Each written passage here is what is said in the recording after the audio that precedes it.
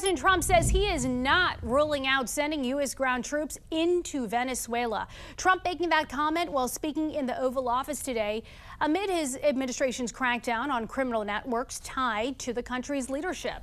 The National News Desk, Jeff Harris, joining us. You were listening in, and Trump also said he isn't ruling out talking with Venezuelan President Nicolas Maduro. What else are we learning tonight? So tension between the U.S. and Venezuela only continues to grow. Aside from possibly sending in troops and also speaking with Maduro, the administration also announcing this weekend a Venezuelan cartel will now be designated as a foreign terrorist organization.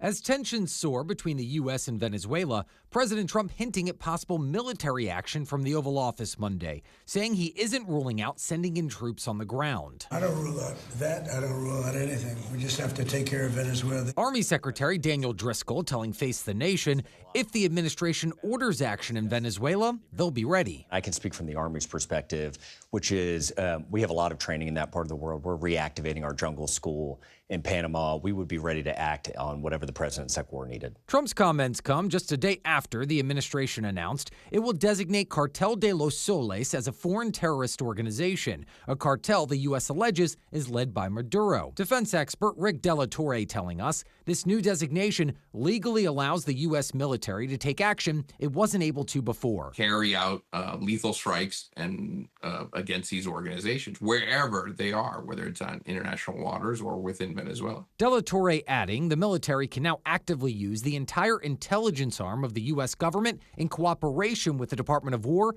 to follow up and carry out kinetic strikes. What that means is the United States government can now be on a war footing when it comes to terrorist organizations. Since September, the U.S. has carried out at least 21 fatal boat strikes, reportedly trafficking drugs in the waters off Central and South America, some allegedly linked to Venezuela and the Maduro government. The most recent happening this weekend, killing 3 people.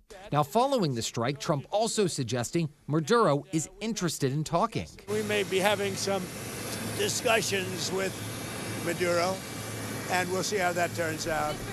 They would like to talk.